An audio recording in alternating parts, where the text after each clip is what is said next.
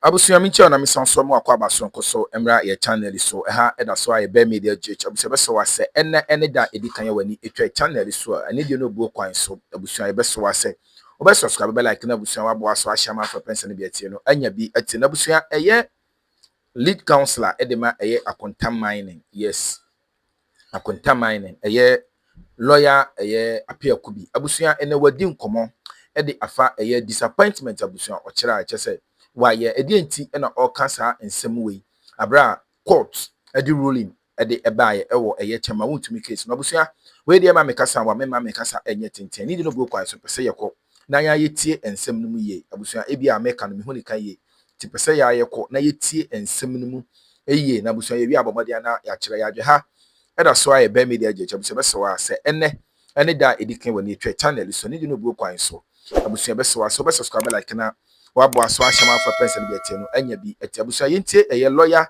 and apia kubi abra o grant interview ne nsem abusua ode atudwa emra sesia Ashanti Regional Chairman Bernard Intwibuesiako, popularly referred to as Chairman Wontumi, to open his defense in the illegal mining case against him at his concession at Samreboy in the Western region. The court dismissed an earlier submission of no case filed by lawyers for the Akontam mining owner.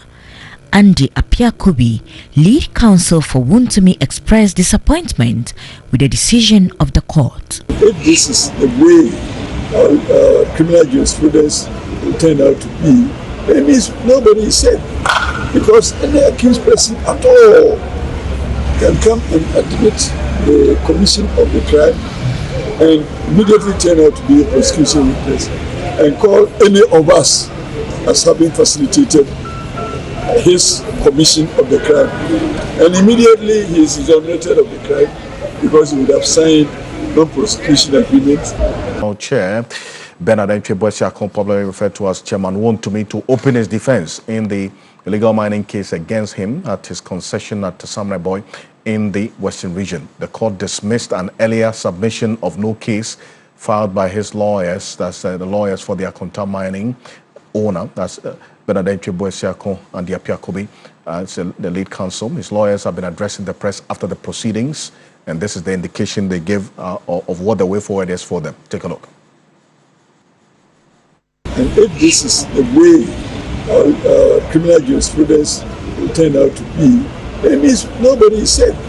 Because any accused person at all can come and admit the commission of the crime and immediately turn out to be a prosecution witness and call any of us as having facilitated his commission of the crime.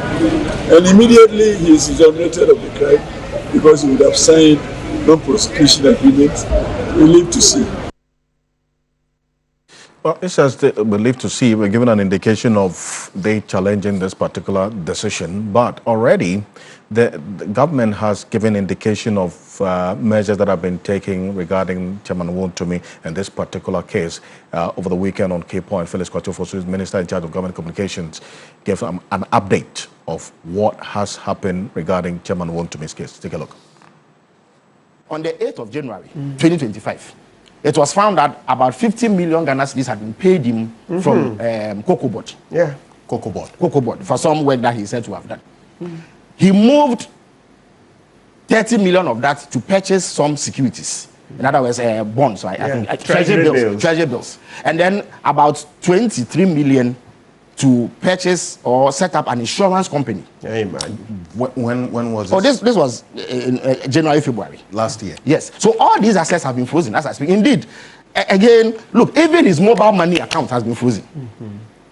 Chairman Wontumi, yes. mobile money account. Even his mobile money account has been frozen. Unless he sets up another one or use another conduit, he cannot use mobile money, receive or send. So that is the extent to which the state has gone to ring fence these assets, pending the determination of the case. How can anybody see this and say Oral has died? I cannot confirm this information. And I do thank you. I thank you very much for joining us here on Ghana Tonight. Thank you for having me.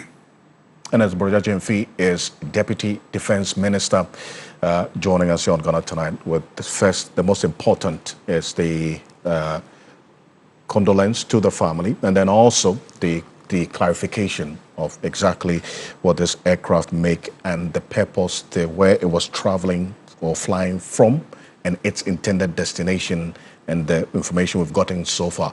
But here's what I was referencing regarding this particular social media post. It has emerged that, and I'm going to put that on the screen right now, this crashed light aeroplane was once grounded for 22 years. Now, that's according to the social media post that you're seeing on the screen right now, and only resumed flights less than 3 years ago.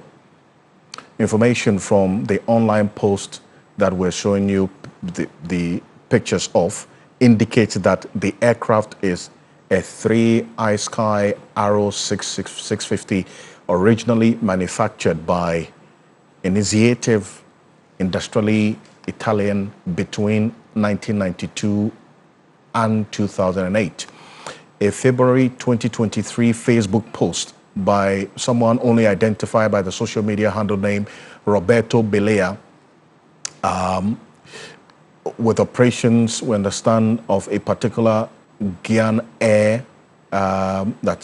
airline with operations in Accra and Obuasi, suggested that the aircraft had been grounded for the previous in the last 22 years from that particular period of this post. This was February 4, 2023, and had only come back to life on the set date of this post.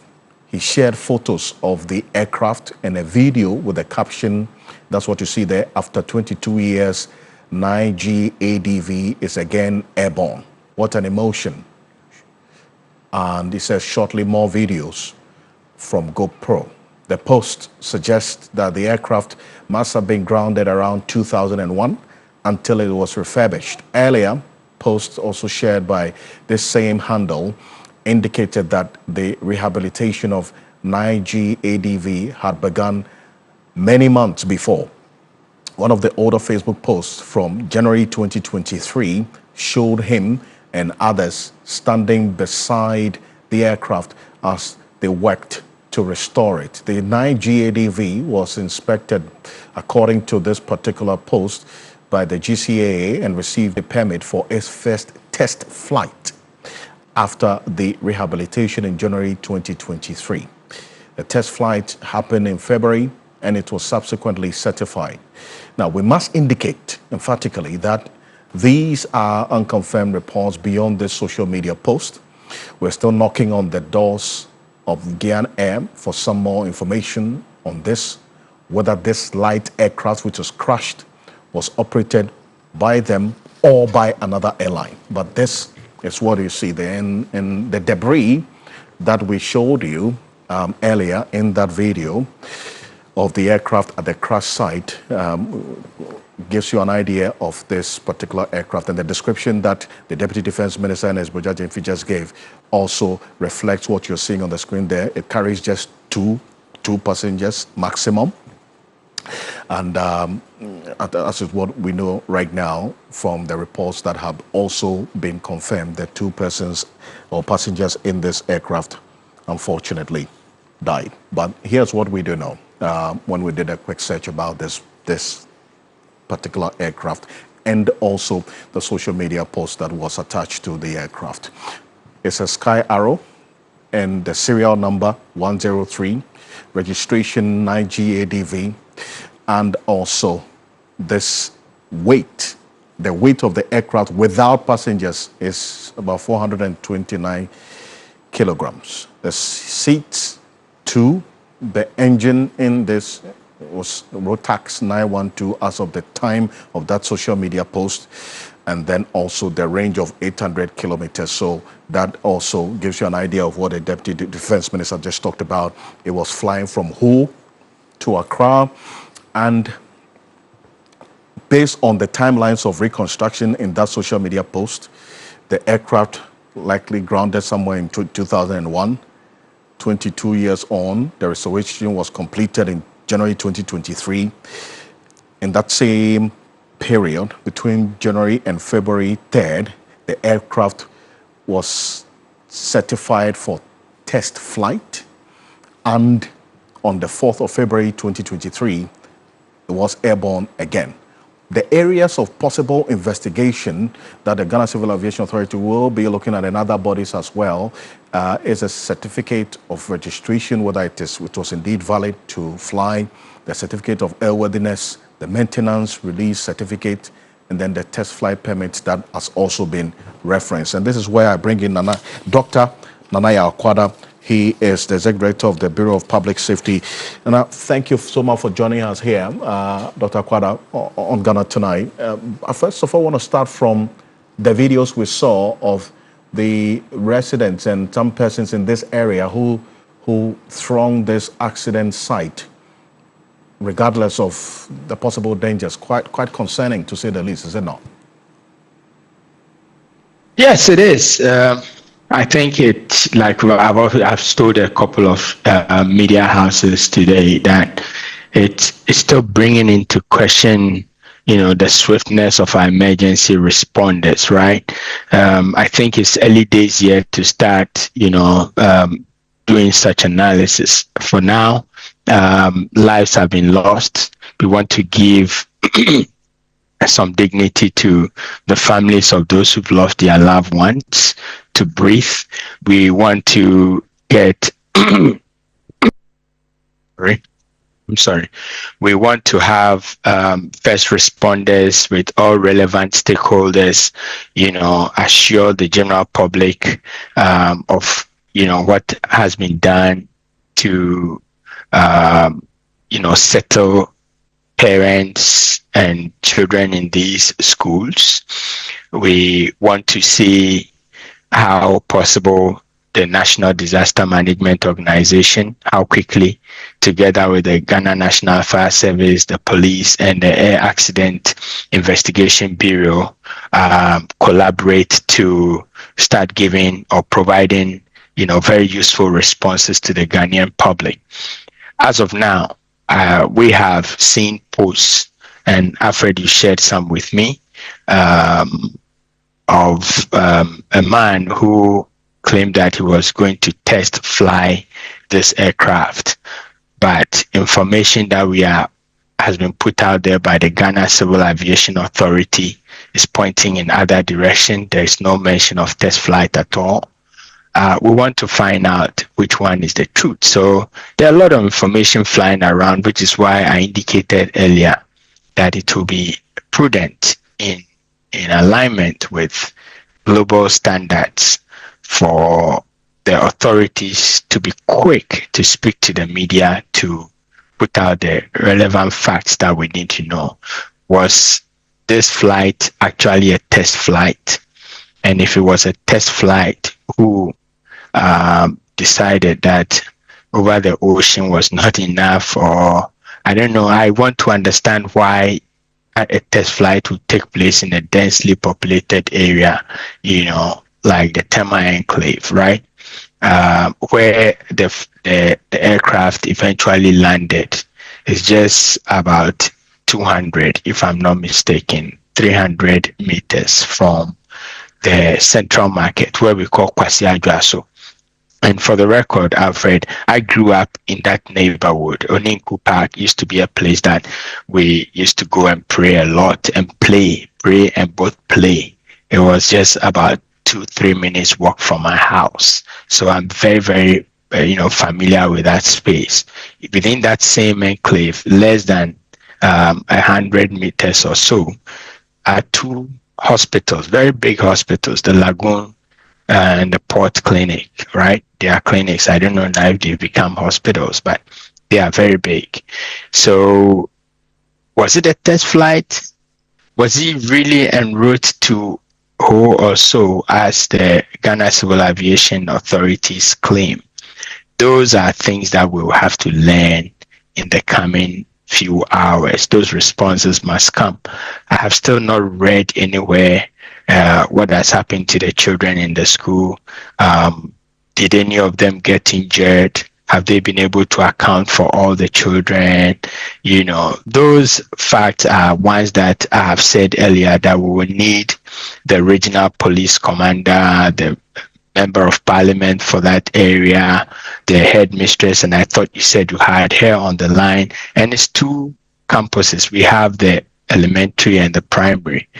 We want to see them face the media and respond to questions. Some of these questions that we've asked, those questions will allay the fears of the general public, assure parents and teachers and students, and then it builds trust in the emergency response agencies as well as the authorities that be. If that is lacking, then it's not good. And I'm hoping that after all this is done, we would want to take another look, not a second look, because we've had several opportunities to look at our emergency response plans. We want to take a look at the emergency response plan and how to make it really a workable document. I see. Nana, so you referenced the social media post, right, which I ran through. The 2023 late January test flight permit was issued on that said day. That's the January 2023. That was when the test flight permit was issued. So this test flight you're talking about, based on the social media post you referenced, was actually 2023. Then we see on the 4th of February, based on this same post, the aircraft was airborne again. All of this happened in 2023, not 2026. I just wanted to clarify that. Doc. So like I said, that is why it's important that the authorities come out and, put all these facts there, because social media is rife. And if they delay, these are some of the things that's going to happen, right? It's important. Elsewhere, within 6-7 hours, there's a podium, authorities are there, responsible persons, maybe the Director General of Ghana Civil Aviation or the CEO of the Accident Investigation Bureau is standing there to give citizens an update. We have the police. Once the air branch is done, the police will come. This is when it happened. We've accounted for everybody. So at the moment, it's only 2. Then all the facts are set straight before, other informations come up on social media that would tend to muddy the waters, and by so doing also discredit, our first responder agencies. So it's absolutely important. I won't say after, 5 hours, 4 hours, it's getting late. 24 hours, a lot can go on within this time. That's why every time there are disasters, what you see in the advanced world, immediately authorities, collaborate and then issue not just a press statement, but actually brief the press where they take questions. And then those questions also give them insight as to what things they should speak to immediately. Those are the things that are lacking in our system. And I think that it would be appropriate that, we don't let these things occur and recur every time there is any disaster. We are going to move away from a taxi crash, truck crash, to some of these things. And we must get our acts right. Thank you. Dr. Nanaya, I quite appreciate your time on this. Thank you so much. She's the Executive Director of the Bureau of Public Safety. This is Ghana Tonight, and stay with us because we're monitoring events tomorrow morning. We're going to be live at that particular crash site on New Day, just to also monitor how things are playing out, and the latest updates as well we'll bring to you. But coming up next, President John Dramani Mahama has directed an increase in recruitment into security agencies to 40,000 over a 4-year period. This was in a statement that we have received a copy of, and it is signed by Fides Kwachofosu, the Minister in charge of Government Communications. President John Dramani Mahama, based on this statement, has held a high-level meeting with the heads of the security agencies, the Minister for the Interior, and the Acting Minister for Defense on the... We ain't some who do Tim Corso, I'm not so Jim Reda, Senator Wadi, Nubi Edumina, Yabesen Asia.